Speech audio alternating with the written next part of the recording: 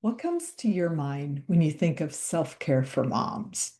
What if I told you it doesn't have to be bubble baths and spa days, but there's a hidden form of self-care happening right in your closet every morning? For me, realizing that getting dressed was self-care was a gradual awakening. I kept seeing this pattern where women would disconnect from taking care of themselves, and I started to wonder what's really happening. Then someone told me something unrelated and it kind of all clicked. They said that when people struggle with their body image, they often dissociate from their bodies, they disconnect. And when you're disconnected from your body, you're not thinking about your external presentation. It becomes a cycle. You care for yourself less, you feel worse, that makes you care for yourself even less. And here's what I've learned. We can reverse this cycle.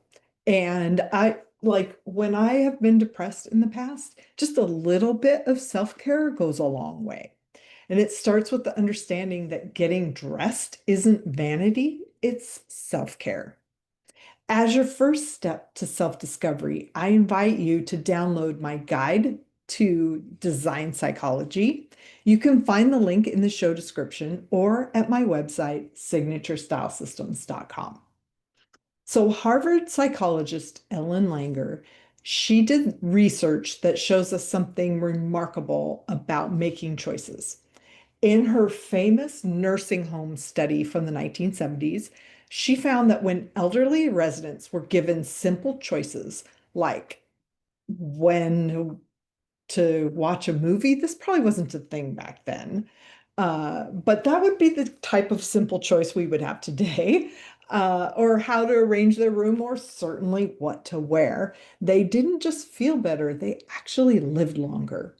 18 months later, the people who had been encouraged to make daily decisions were twice as likely to still be living compared to those who had everything decided for them. So here's what this tells us. Making conscious choices isn't just about preferences, it's about exercising autonomy, and autonomy is directly connected to our physical and mental well-being. Now think about getting dressed. Every morning you have dozens of choices to make. And I encourage you to make these choices easier for yourself. What to wear, how to style your hair, whether or not to wear accessories. And then when we automate, wait a minute, operate on autopilot, just grabbing whatever's right there, we're missing daily opportunities to exercise that choice and then care for ourselves. The research on persona from Carl Jung's system supports this too.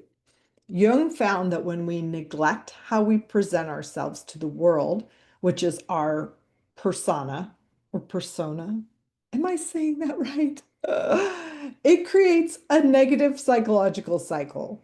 We start feeling disconnected from ourselves, which again makes us care less about our appearance, which makes us feel worse about ourselves.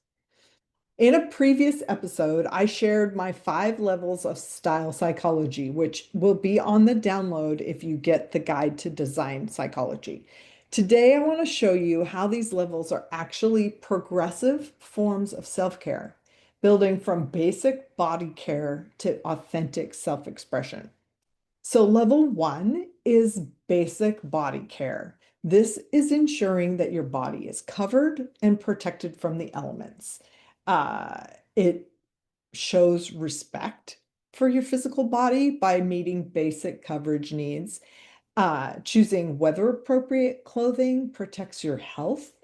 And then having clean, intact clothing demonstrates basic self-respect.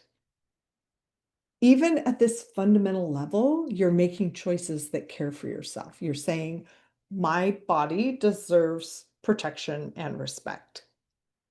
Then level 2 is comfort as self-care.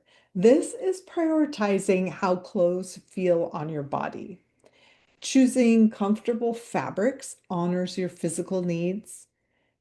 Avoiding restrictive clothing respects your body's natural movement, and selecting clothes that feel good to wear acknowledges that your comfort matters. This level says, I deserve to feel good in my own skin, and that's self-care. Level 3 is social self-care. This is dressing in ways that help you feel connected and appropriate in your communities.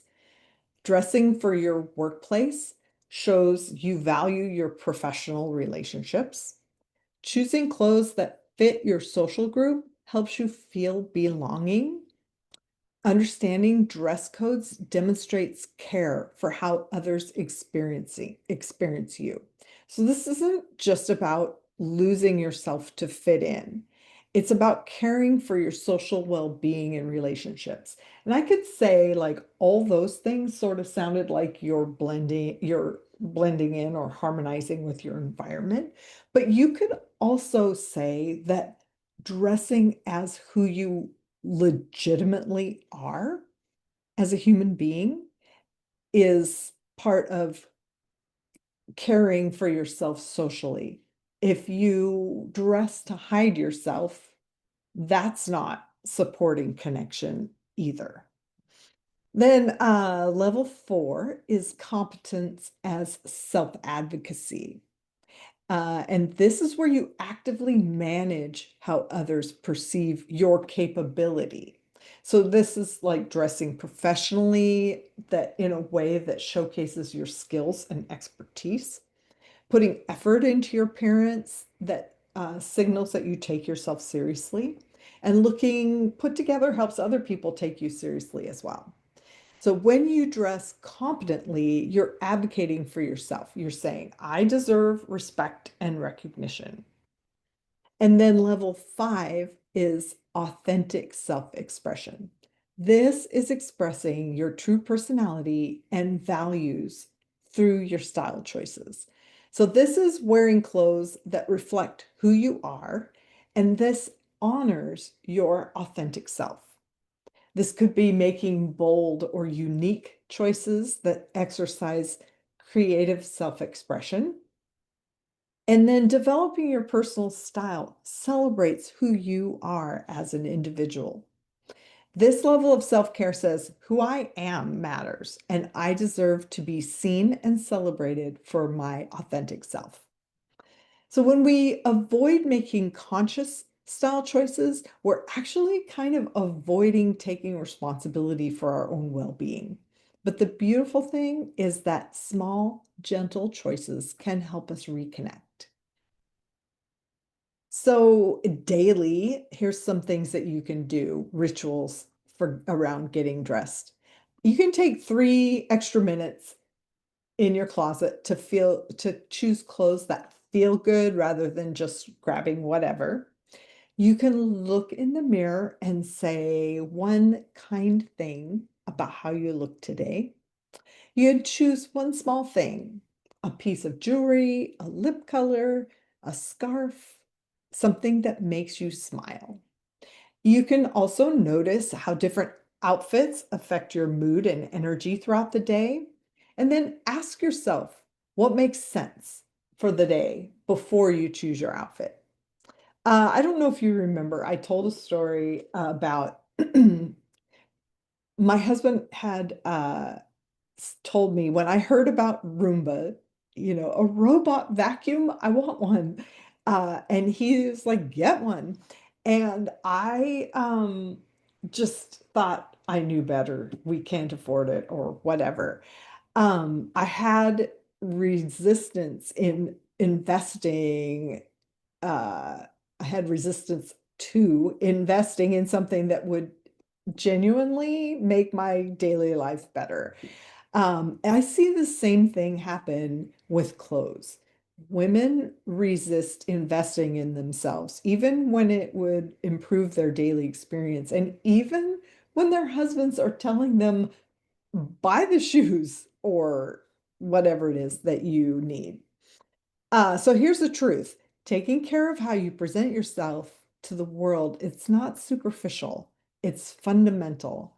It's when you make conscious choices about your appearance, you're exercising autonomy, practicing self-respect, and you're caring for your psychological well-being. Most moms think getting dressed is just another chore to get through, but actually, it's one of the most accessible forms of daily self-care. Every morning, you have the opportunity to make choices that honor yourself, care for your body, and express who you are. So here's something very simple you can do this week to integrate these principles into your wardrobe. So I've got two questions depending on your Myers-Briggs type. So before getting dressed tomorrow morning, pause and try the question that fits your personality type.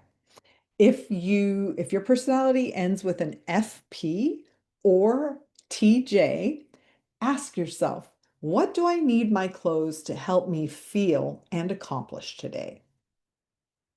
If your type ends with FJ or TP, ask yourself, what makes sense for me to wear based on who I'll be with today? Then wake,